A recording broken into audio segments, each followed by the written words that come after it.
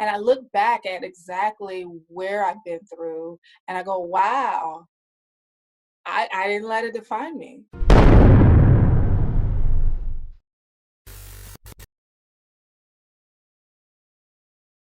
Hello and welcome to a new episode of Coming Clean Podcast. This is your host, Peter O. Estevez. I want to remind you to please go to my website, comingcleanpodcast.com, and apply, register, submit your information to be able to qualify to receive the first chapter of my upcoming book, From Lies to Riches, to be released in the next couple of months. But today is not about me. It's about our special guests. Our guest that is an actress, a producer, a motivational speaker. She is known as Captain Sarah Larrabee on NCSI New Orleans. Miss Shaquita Yes. Smith. Hello, Shaquita. Thank you for Hi. joining us today. Thank you for having me. I appreciate you.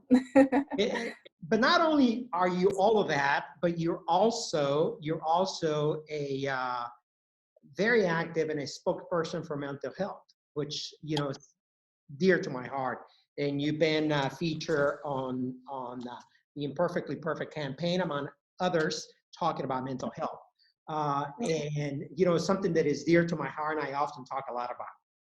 But let's talk about you. Let's talk about, how did you decide, or how did you become an actress? What was it that got you interested in what you do today, what you do in Uh, yeah, that's a great question. I get that question all the time. And to be honest, it came from my childhood. I think I can always say it birthed me, my childhood. I had a difficult childhood when I was younger, and I wanted to find an outlet, something that, would allow me to leave my reality and go into another. And so my grandmother encouraged me and said, if you like it, because I will always, in middle school, I would pass this theater class, and it always intrigued me. And I kept passing it and I kept passing it. And one day I was like, I'm just going to go into this class. And I go into the class and audition for this role. Mind you, the role had no lines. I mean, no, you couldn't physically see me in the play. So I was behind the scenes. And I went home and I told my grandmother, I said, I got a role in a play. And so she was so excited. She was just so really, really, amazed at the fact that I got a role. And so anyway, my grandmother and my father, they came to the play and they were looking for me. And they were like, okay, when is she coming up? But they heard my voice, so I was a voiceover.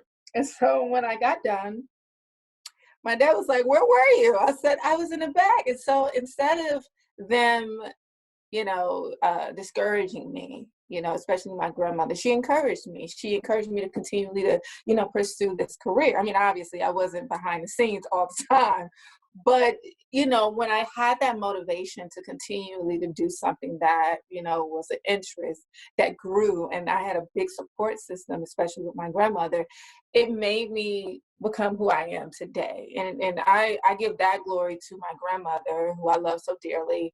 And also, the fact that I didn't quit, and I decided that that was something that I really love to do. Not only that, I love the fact that I was able to basically help someone with my acting. I felt like I had some type of power that I can trigger your emotions, and to me, that's kind of like in a sense of God, even though I know that's kind of crazy, but, I feel like I could give you something, and that's the beautiful thing about acting. Wow, powerful, powerful, powerful words. It was very interesting that you say you had a difficult childhood and that led your grandmother to help you find escapism, a way to disconnect from your reality, whatever that reality is. Because I remember, I've been sober for 20 years, and I come from a very difficult, tumultuous background where there was a lot of dysfunction in my home. There was everything from sexual abuse to emotional abuse to poverty to you name it. And very early on, not only me, but I'm sure a lot of my siblings, we created escapisms. And it goes on from the imaginary friend to, whatever it is that we create in order to remove ourselves from our reality. Okay. Right. And as a young adult, that turned, for me, in my case, it turned into alcoholism, womanizing, lying, cheating, deceiving, controlling, manipulating. Then as I Right. grew older, it turned into money, power, success, women, whatever, right? Marriages, whatever. So what an incredible wisdom in your grandmother's part to be able to help you channel that energy into something positive. Yes, And, of course. and that A has lot of people led, don't have that. Yeah, yeah, a lot of people don't have that. and that has led you into not only being an incredible, successful actress, but being a producer. Tell us a little bit about some of the roles that you have played and what impact each one of those roles has done for you. The roles that I've played or portrayed.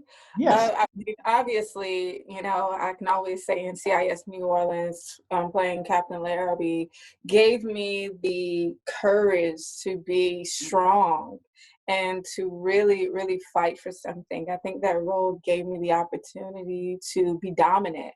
And, I look back at that role and I look at myself and I'm like, wow, I can do that. I can be the woman that's taking charge. And so I enjoy playing that role, as well as Baby Blue on BET, which me portraying a mother that's dealing with postpartum depression. And that one really, really, really, really, really, affected me in a way because I knew that that role will change women's lives, change women's perspective, and help women. I know that every time someone watched that film, they're not looking at me, they're looking at, the difficulties, the trauma that postpartum can actually do to women, first-time mothers. And so for me, that particular film really, really, really hit home because I know that it can heal, it can encourage, and it can impact women from all races, not just from an African-American community, but for, women Caucasian, Hispanic, from all over the world can identify with that particular role. Well, and you just zoom in on a couple of things that I wanted to talk about, and you talked about the roles and the impact that these roles have on women, whether it's African American, whether it's Caucasian, especially today, in the society, in the world that we're living in, where there is almost an awakening of who we are, right? And Yes. what is our roles in this world as human beings, both as men, women, and children, right? So Right. with that in mind, tell me how do you feel and what impact are your roles doing for your community, for the African American community? How is it that you want to be able to break some of the negative that is going on in the world, and how can we as a community, as a collective, help you do that? Oh, okay. So I say that, what I'm doing, it's all about positivity and it's all about encouraging. The way that my grandmother encouraged me, and pushed me and motivated me is the same way that I need to encourage and motivate and push other people, especially with my race and my community. We need to bring love back into the communities. I think that that's something that, it's so much discouragement. It's so much, that is out in the world that that makes people sad. That a lot of people, like you said earlier, mental health is a big issue currently right now because a lot of people are at home. A lot of people are at home. A lot of people are sitting there trying to figure out what are they going to do next. For money, for like people lost their lives, their jobs, all types of things. So I think one of the things that is big is love. It just a helping hand. Every time that I go out, get out into my car, I try to do something like give a word, give a moment, especially people of my color, people just in general, because this doesn't affect just us, my color. It affects everybody. And one of the things that I love, when it comes to our community is that currently we're doing more in love, more in helping, more in just embracing one another, because it's not just divided, it's affecting collectively as a whole. Right. And I think what's important with what's going on in the world today is that this has not become a moment in life, but Correct. that it becomes a permanent change forever and something that continues to change and evolve and grow. Not that is passe, not that we get a stimulus package that is going to give somebody relief temporarily, because the stimulus package needs to be more about finances. It needs to be about compassion, about love, about growth, about advancement, about evolution, about change, and about empowerment. Not Because a lot just of Right. A lot of people are dying, a lot of loved ones have died, I mean, I even have a loved one that, possibly is affected by this COVID. And so it's all about, it's a different perspective. It's a different mindset. And we have to change our mindset, you know, right now in general. We have to, even with me being on set, we have to take COVID tests every single time you get on set. You have to make sure that you take a COVID test, or you're quarantining. And so from a mindset, it's like, how do we continually to work?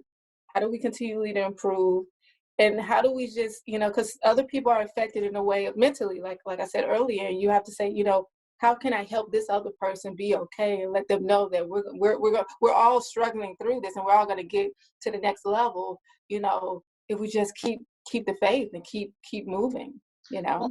well, and the reality is that there is some collateral damage that is not often talked about. What's happening as a result of what's going on in the world? Number one, mental illness is tremendously affected.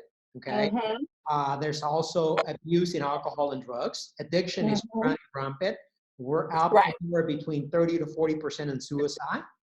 Right. Sexual abuse, physical abuse, emotional abuse, children going hungry because they depend on the school system to feed them.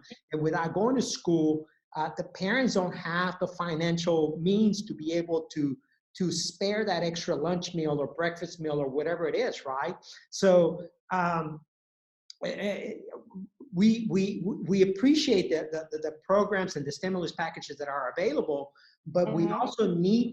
we need to bring awareness to these issues, and we need to make sure that people realize that compassion today is Right. much more important than it has ever been. That has ever been, and that we need to stand out of hand. We need to make ourselves available in supporting whatever area that we can. Now, tell me, why is it that you, as a woman, as a talented woman, as a successful actress, where does that interest in you for mental health, where did that come from? Where did that, I know you've been part of the Imperfectly Perfect campaign, which was a part of with Glenn Martin. In fact, I had him on the podcast. Who's phenomenal, by the way. He is phenomenal. I love him. Yes, he is. He is. He is. He's just an incredible human being. So, so, Yeah. so, so, so, tell me, why mental health? Why is that so dear to your heart?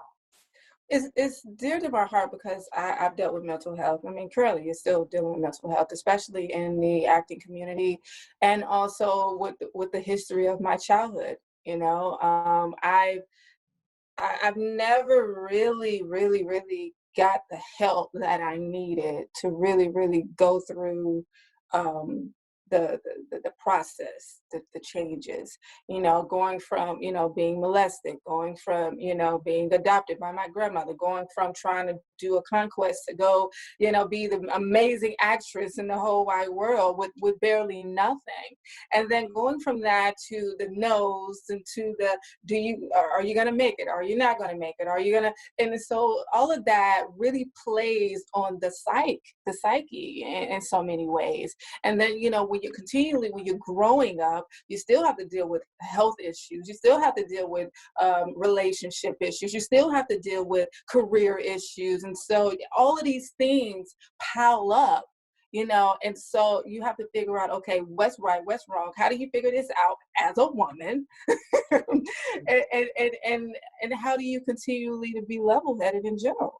And so I know that it's very important to really calm your mind and have a peaceful outlet, or not peaceful outlet, just have an outlet in general, and just know that everything is okay. Sometimes I listen to music. Sometimes I, go walking. Sometimes I just want to be by myself and just really understand who I am as a person, as a woman, and how I can continue to tackle the day. And so it's very important to me from the mental health issues that we really, really, tone ourselves to make sure that we're okay.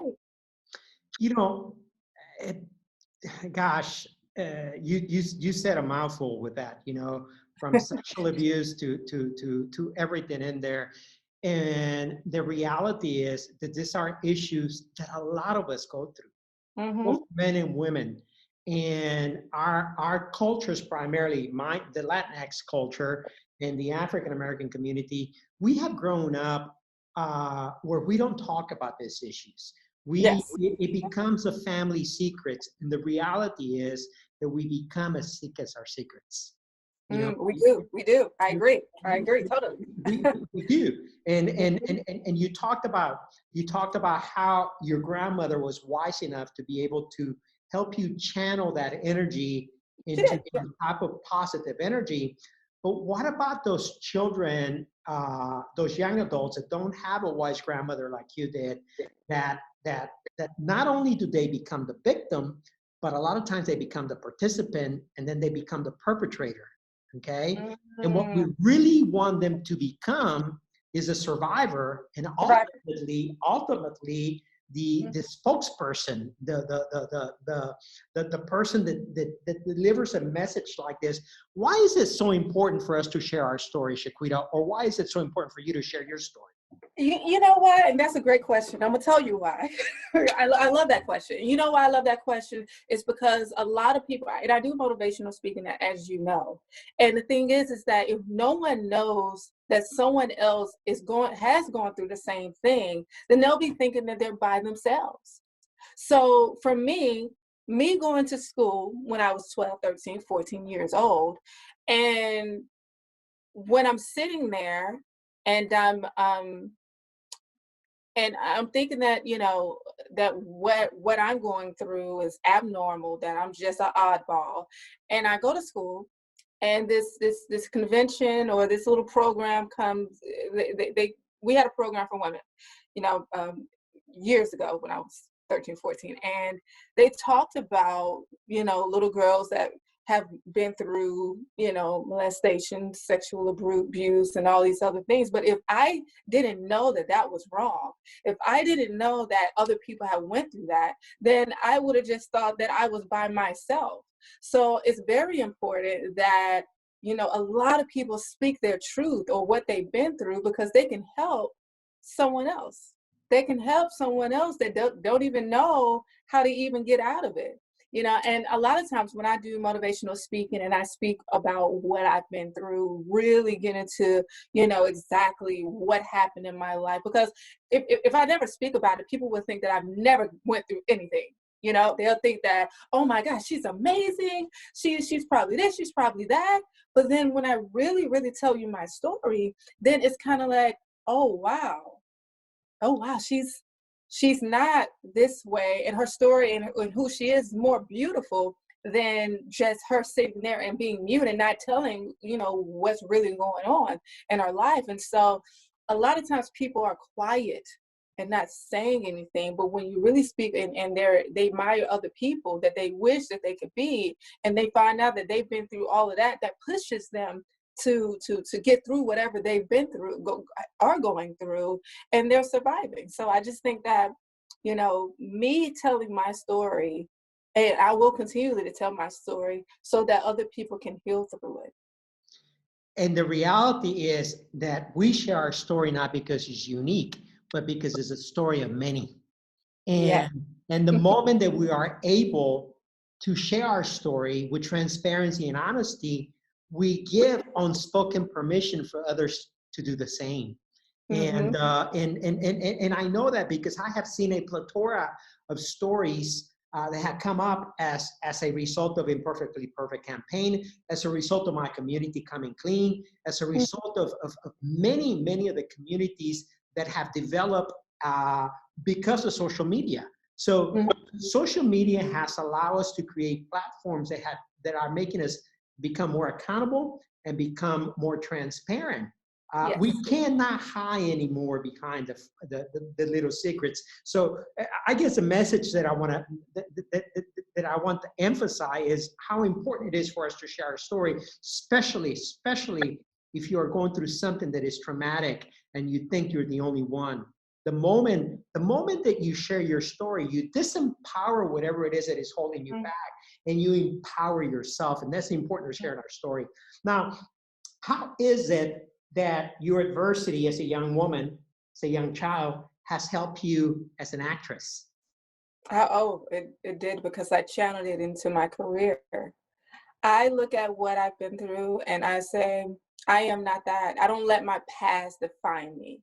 Now it has affected me, but I use that for basically power and an engine, like in a car. I just crank it up and put it in and I just let it roll. And I look back at exactly where I've been through and I go, wow, I didn't let it define me. And to be honest, Peter, I always looked at the future. It's like a light, like the sun, right? You look at the sun and you're like, I want to get to the sun. And you keep looking at the sun and you're trying to get to the sun, you're trying to touch the sun, but you can't cling to get the sun, right? And that's kind of how I look at my dreams and I look at where I want to go. It's like I see it. And as long as I can see it, I can keep trying to touch it. And I don't look back at where I was or where I've been through because my eyes is always on that dream or on that thing that I just can't just pick up and get. I mean, I've done amazing things and amazing work, but I always put my mind and my mindset on where I'm trying to go and not where I've been through or where I'm going because that's where you're going. That's where you've been, but that doesn't define who you are. All the perseverance and all the trials and the triumphs and all of those things doesn't really matter. It's where you're going that really, really dictates who you really are, how much you're willing to take, and how much of a survivor that you truly are. Yeah, absolutely. And the reality is that we are not where we come from. Where we come from is where we come from. Okay. Mhm. We are who we define ourselves to become. That's the important part of it. Exactly. Uh, And I can look left and I can say, I can be the girl that because I'm from Alabama, Birmingham. I can stay in Alabama, Birmingham and not do anything. And I could be, a cashier somewhere, or I could be whatever. I could have stayed there, but I motivated myself and continually to stay on that path to where not what someone else defined of me, but what I wanted to be in my life. And I kept saying that despite of what everybody said, despite of someone saying, oh, you're not good enough, or you're not this, or you're not that, I still stayed on that pathway of whatever, where I wanted to go. And so I think that, if you continually to hone into that, then everything will be all right.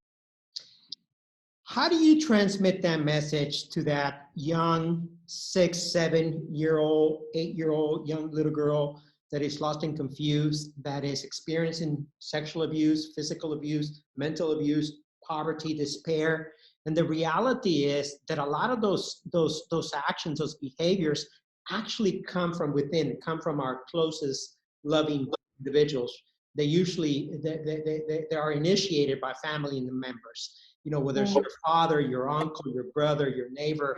It's usually abuse is I know in my case it was from our father and it was from one of our older brothers, because those behaviors, we become what we see, right? Unless we choose Right. to break those cycles. So how do you talk to that young little girl that is experiencing that and does not have the courage to speak up? What would be your words today to encourage them to say something about their situation so they can move on into becoming a Who successful they are. person? Yes. I would say to that little girl, it is not your fault.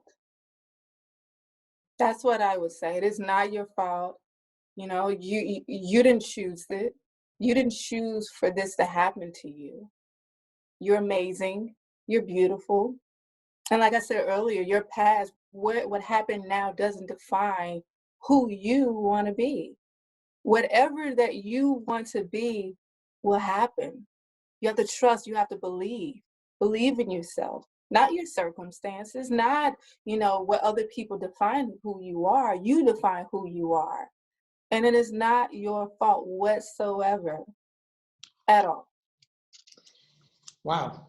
You have played incredible roles from Captain Larevi Larry, to you're doing a comedy.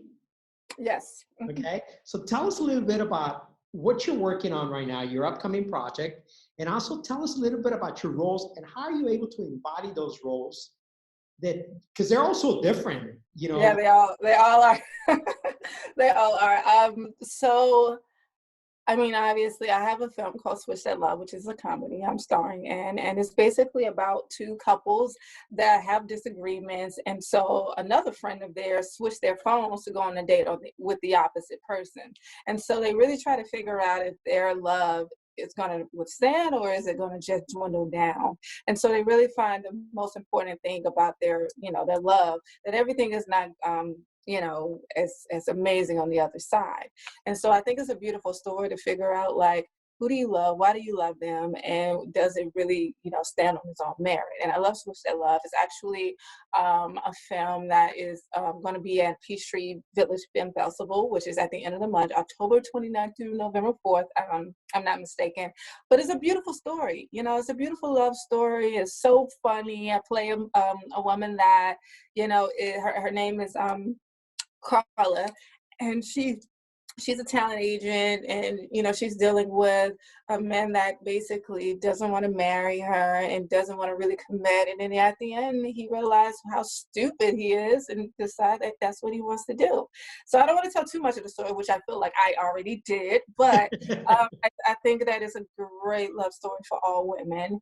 And then I also have a project called God Sense, which I'm starring in, which is me portraying an FBI profiler with spiritual gifts. It's a supernatural thriller, which I'm so excited about. We're shooting that at the end of the year, which is in December. I'm preparing for that. Now, the thing about me preparing for roles, like I said, I had a degree in theater, and so I'm big on preparation. I'm big in, looking at different, films and shows and doing a little Meisner technique, doing a little method techniques, sitting, walking, being the character, putting on clothes, doing repetition, of the role. How do I feel? What do I think? What do I, want to be? And so even with Baby Blue, I've never been a mother. I'm not a mother, by the way. And, I've never been through postpartum depression. And so for but me, it's you embody that character in Baby Blue like incredibly. thank you. Thank you. Yeah, thank you. I appreciate it. But even with that, I've looked at a lot of videos on women that have dealt with postpartum depression. I mean, I worked with some amazing coaches, which is Crystal Carson, which is amazing. Mariska Phillips, who is a double amazing. And I've worked and I breathed the role every day. I was doing repetition constantly. I was overly prepared, and I also knew a lot of women, when I speak to them that have went through postpartum depression. And so I do a lot of research before I really go on set, because I want to make sure that I am well equipped and well prepared to be whoever this person is. So, and I'm preparing like that right now currently with the other project, which is the FBI Profile of God Sense, because I know that one is going to be very interesting, especially me having to deal with spiritual, things, and, working on guns, and it's very medieval, I would say. But yeah, I'm excited. I'm excited about all that, and I'm even more excited about what the future holds in 2021. What do you see the film industry, the movie industry, the acting industry going or changing as a result of COVID-19? Yeah, I think currently, because usually in LA, New York, sometimes they typically do auditions in person. I think we're going to go more virtually. I think we're going to go more virtually live. And then there are also going to be, I feel like, less crew on set to basically help save people and allow people to not actually be on set to kind of prevent anyone getting COVID. So with the dynamic of auditioning, it will go virtually, I feel like. And it also just going to continue to protect us in a sense. And you do realize that a lot of people don't have to be on set.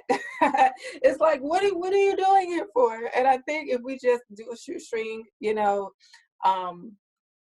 shoestring crew and to shoot in a fast pace, I think that those are the changes that's going to be in the coming. Trying to find a way to shoot quicker, to allow people to shoot and be safe, and also allow everyone to know their lines and be prepared quicker. So The world and the industry, your industry, lost a great individual, Chadwick Boseman, just recently. yes. How did Yes, that impact you, not only as an African American woman, because he embodied he did. everything many aspire He for? did.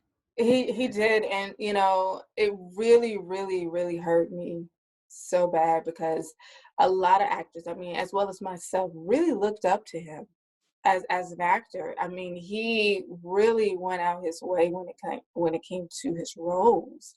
I know even for me, I when I look at him, I'm telling myself like, wow, how do I get to that point? How do I get to the level of where he was? But one of the things that I did love about him is that he didn't allow what he was going through affect his career. He continued to give us great dynamic performances, and that's a lesson. Like, if you're going through something, that doesn't mean that that you go sad and you're freaking out. He left with an amazing spirit, with so much strength, with so much humility, and that right there speaks so much volume as an actor, but also as a human being. It's too. So when I look at his death, a lot of times people are sad, and I was, but I also was in a good space because he left leaving an amazing legacy and also leaving a great message. Thank you for reminding us of that, because a lot of times we get lost in our pain, we get lost in our feelings and our emotions without realizing that they are just feelings and emotions. It is something part of our state of being as human beings, but it's something that we don't have to live in. We don't have to reside in our feelings of emotions. We can accept adversity, we can accept challenges, we can accept depression, we can accept whatever, but then we move on gracefully, and we move on into becoming part of the world, part of the collective, because I do believe that as humans, as leaders, we have a responsibility to show up in whatever state we're in, right? But show the best of ourselves, not only for ourselves and our family, but for the rest of the universe to see our energy, to feel our energy, and to feed off of it. And you're right, he was an incredible role model, an incredible example that up to the end, he died with grace, he died with love, he died with respect, and he died with a lot of humility. One of the things that keeps coming to mind about him is how he paid homage to Denzel Washington for basically helping him pave the way through a scholarship for him to be able to pursue his dream. Tell us a little bit about who has been that that Denzel Washington in your life, besides your grandmother, obviously. I would have to say this lady named Larissa Bates. She works for BT, and she has been such an amazing woman to me ever since she came into my life. She's been such a blessing. She actually gave me the opportunity to star on Baby Blue, and I've always, you know, wanted to star in a film and, really do work that people can appreciate. And she did that plus more. And, I always wanted to give her flowers and do different things like that. And she's like, oh, don't worry about it. And so she's such a beautiful person. And anytime someone asks me, how did I get started? I will always say her name, Larissa Bates. Wow. In closing, there's three questions that I want to ask you, and I'm going to start with Black Lives Matter. Okay, it's a movement, uh, is something that we need to be socially conscious about.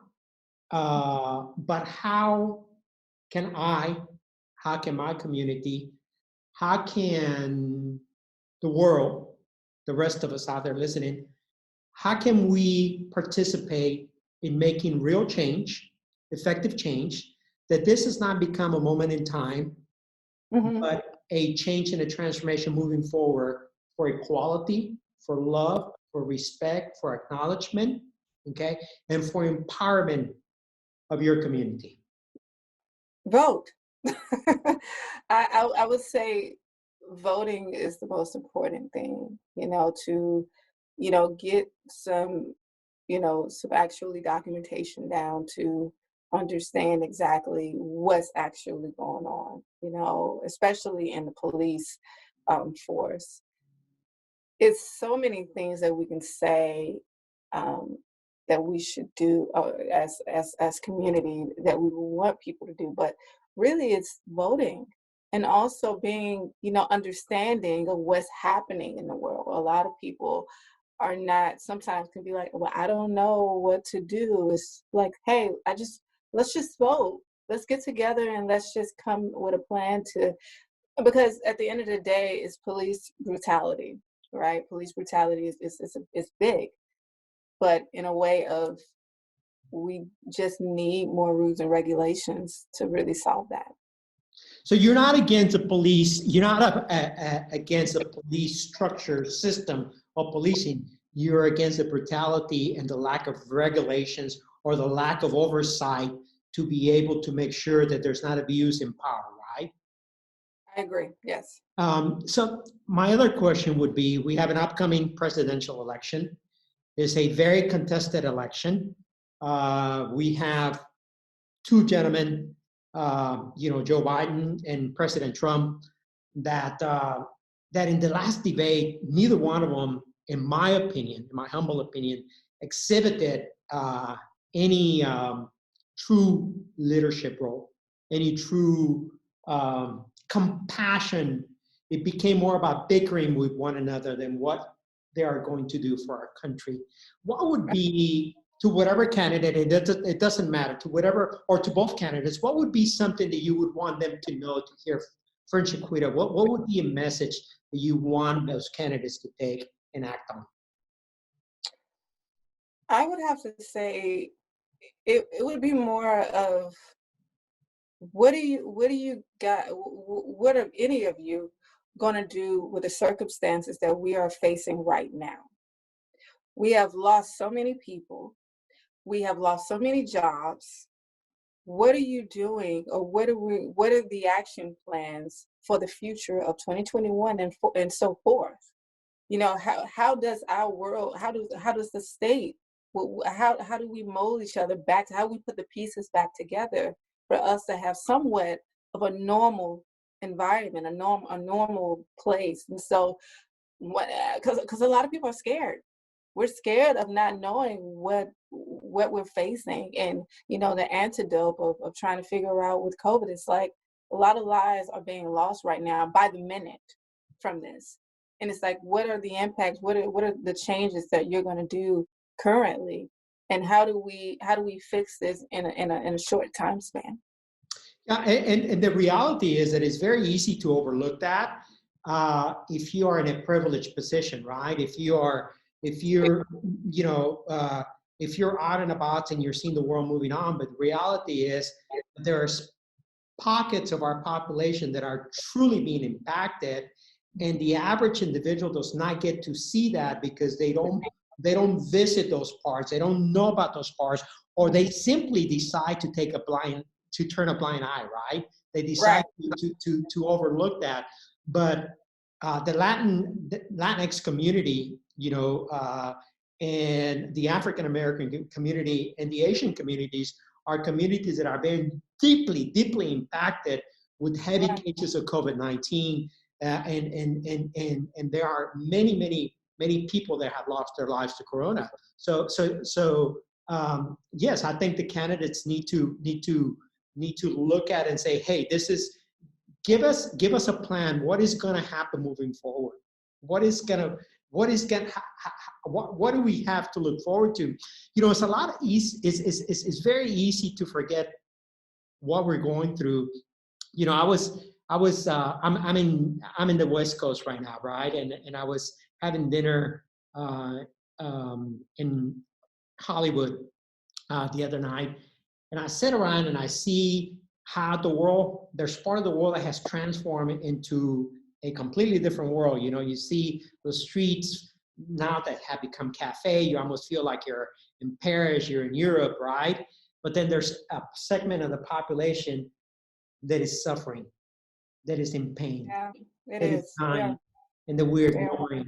And I think the message to our leaders is pay attention to that segment of the population, because it's a lot larger than that small segment of the population, that 1%, 2%, 3% that is out there enjoying life. Right. And in closing, where can people find you, Shaquita? They can find me on Instagram. I'm very active on Instagram. Shaquita_official, which is SHAQUITA_official, OFFICIAL. And I'm also a little bit more active on Twitter, which is the real Shaquita, REALSHAQUITA. I'm very, very, social. And if anyone wants to reach out to me, definitely do that. Beautiful, empowering, and a powerhouse, a superhero or a superhero, Shaquita Smith, actor, actress, producer, motivational speaker. Thank you. Thank you. Thank you so much for being with us today. Thank you. Thank you for having me again.